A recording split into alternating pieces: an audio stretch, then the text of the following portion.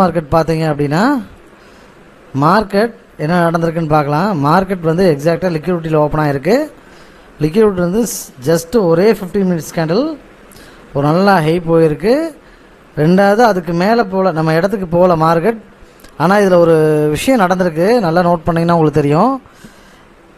எஸ்டர்டேயோட நம்ம panic line, அதாவது நம்ம எக்ஸாக்டாக சொல்லணும் அப்படின்னா 22,558 சரிங்களா, அந்த லைனில் எக்ஸாக்டாக சஸ்டெயின் ஆக மார்க்கெட் கீழே விழுந்திருக்கு. அதாவது இந்த இடம் நம்ம சொல்லலாம், இந்த இடம் சஸ்டெயின் ஆகாமல் கீழே விழுந்திருக்கு. ஆனால் இது ஓகே, இது வந்து க்ளோஸாக மானிட்டர் பண்ணுறவங்களுக்கு இது ஓரளவுக்கு தெரிஞ்சிருக்க வாய்ப்பு. அதாவது இந்த காலை நம்ம பிக் பண்ண முடியாட்டி கூட இந்த இடத்துல ஒரு புட்டை பிக் பண்ணியிருக்கலாம் வாய்ப்பு. இதில் மேலே பிரேக் அவுட் ஆகி இங்கே போயிருந்தாலும் மார்க்கெட் கீழே தான் விழுந்திருக்கும். ஏன்னா முன்னாடி சொன்ன மாதிரி கால் செல்லர்ஸ் வந்து ஹெவியாக ரைட் பண்ணியிருந்தாங்கன்னு நம்ம சொல்லியிருந்தோம். ஸோ அதுக்கு முன்னாடி ஸ்டேஜ்லேயே நேத்தோட செல்லர்ஸே வந்து மார்க்கெட்டை கவர் பண்ணிட்டாங்க, அதுக்கு மேலே புஷ் பண்ண விடலை.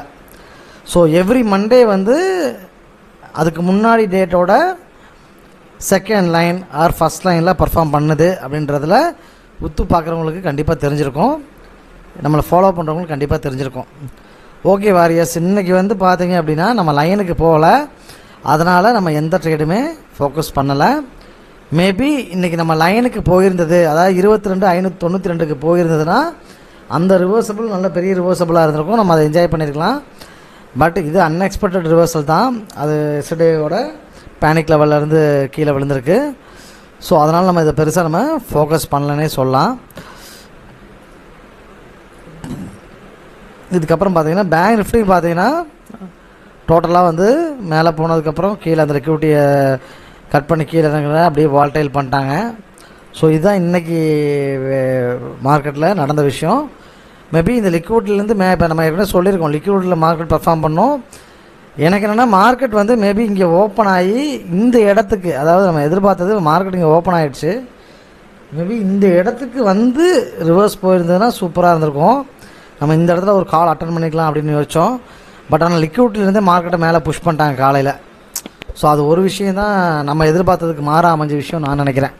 சரிங்களா, அட்லீஸ்ட் நம்ம இடத்துக்கு போயாவது மார்க்கெட், அதாவது நம்ம இடத்துக்கு போயாவது மார்க்கெட் வந்து கீழே அகைன் ட்ரைவ் ஆகும்னு எதிர்பார்த்தேன். ஸோ அதுவுமே நடக்கலை அப்படின்றது கொஞ்சம் வருத்தமாக தான் இருக்குது. ஸோ நான் திரும்பவும் சொல்கிறேன், நம்ம இடத்துக்கு வந்தால் ட்ரேட் பண்ணோம்னா ஒரு ஸ்ட்ராங் ஹோல்டிங் ப்ளஸ் நமக்குள்ளே ஒரு ஸ்ட்ராங் கன்ஃபர்மேஷன், ப்ரைஸோட மூமெண்ட்டும் நல்லா இருக்கிறதுக்கான வாய்ப்பு இருக்குது அப்படின்றது மாற்று கருத்து இல்லை. சரிங்களா, அதே மாதிரி பாருங்கள் மார்க்கெட் நம்ம லிக்விடிட்டியை எவ்வளோ பர்ஃபெக்டாக ரெஸ்பெக்ட் பண்ணியிருக்கு அப்படின்னு. ஸோ இதெல்லாம் மார்க்கெட் வந்து ரொம்ப பர்ஃபெக்டாக ரெஸ்பெக்ட் பண்ணியிருக்கு, மார்க்கெட் ரெஸ்பாண்ட் பண்ணியிருக்கு அந்த இடத்துக்கு. ஸோ கொஞ்சம் நீங்கள் ட்ரெயின் ஆனீங்க அப்படின்னா ஒரு லோ லெவலில் நம்ம ஒரு கால் எடுக்கிறதுக்கான ஒரு ஃப்யூச்சர்ஸை நம்ம இந்த இடத்துல நம்ம எதிர்பார்க்கலாம். நீங்கள் ப்ராக்டிஸ் பண்ணணும் அப்படின்றதான் என்னோட இது மூலமாக சொல்லக்கூடிய கருத்து, வேறு ஒன்றும் கிடையாது. ரெண்டாவது, நம்மளும் வந்து பார்த்திங்கன்னா ப்ரீவியஸ் டேவோட லைனையும் நம்ம ஒரு கன்சிடர் பண்ணலாம், தப்பு கிடையாது. பட் நம்ம எப்பவுமே அதை ஸ்ட்ராங்காக ரெக்கமெண்ட் பண்ணுறதில்ல. நம்ம எப்பவுமே சொல்லக்கூடியது அன்னைக்கு வரைஞ்சி நம்ம எடுக்கக்கூடிய ட்ரேடில் நம்ம வந்து பர்ஃபார்ம் பண்ணலாம்.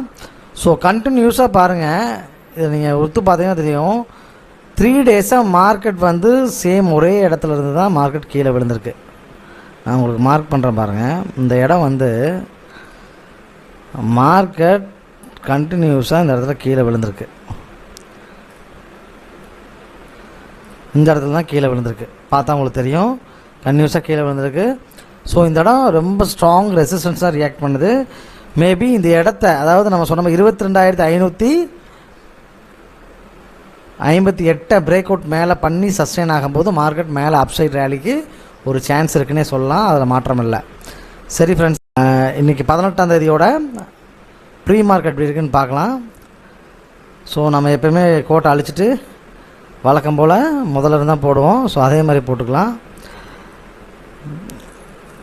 ஸோ இந்த இடத்துல பார்த்தீங்கன்னா கால் செல்லர் மட்டும்தான் இந்த இடத்துல நமக்கு தெரியுறாங்க.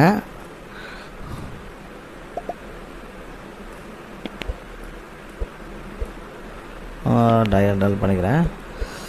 ஸோ இந்த இடத்துல கால் செல்லர் மட்டும்தான் இருக்காங்க.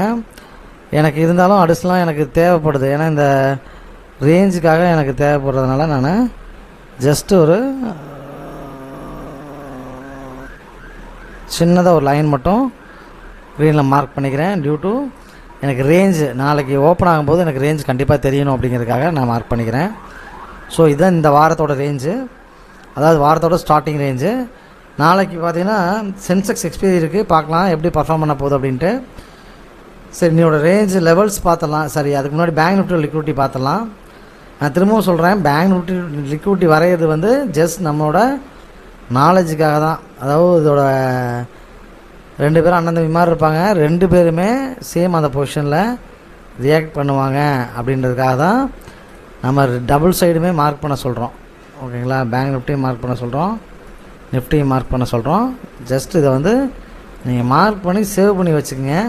ரெண்டாவது, நண்பர் கேட்டிருந்தார் மொபைலில் ட்ரேட் பண்ணலாமா, மொபைலில் பார்த்து இதெல்லாம் ட்ரேட் பண்ண முடியுமான்னு. பட் நீங்கள் ப்ரொஃபஷனலாக திங்க் பண்ணீங்க, ப்ரொஃபஷனலாக மாறணும்னு நினச்சிங்கன்னா ஒரு விஷயத்தை மட்டும் சொல்லிக்கிறேன். என்ன அப்படின்னா, மார்க்கெட் எப்பயுமே வந்து உங்களுக்கு சாதகமாக இருக்கணும் அப்படின்னா நீங்கள் சிஸ்டத்தில் பார்த்து ட்ரேட் பண்ண முடியும். எக்ஸிஸ்டிங் சப்போர்ட் ரெசிஸ்டன்ட் இந்த மாதிரி எல்லா விஷயத்தையும் கேதர் பண்ண முடியும். ஆர்டர் போடாமல் மட்டும் மொபைலில் போட்டிங்கன்னா உங்களுக்கு பிரச்சனை வராது. ஓகேங்களா, ஸோ இது வரைஞ்சிட்டோம். 22,631 22,631. ஸோ இது R1. 22,799 29. இது R2. புட் சைடில் பார்த்தீங்கன்னா 22,402.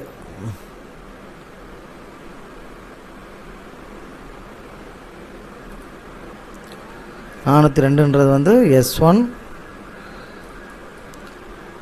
22,271 22,271. இது வந்து S2. மறுபடியும் சொல்கிறேன், 22,631 22,729 அப்படின்ற இடம் வந்து ரெசிஸ்டன்ஸாக ரியாக்ட் பண்ண மார்க்கெட்டில்.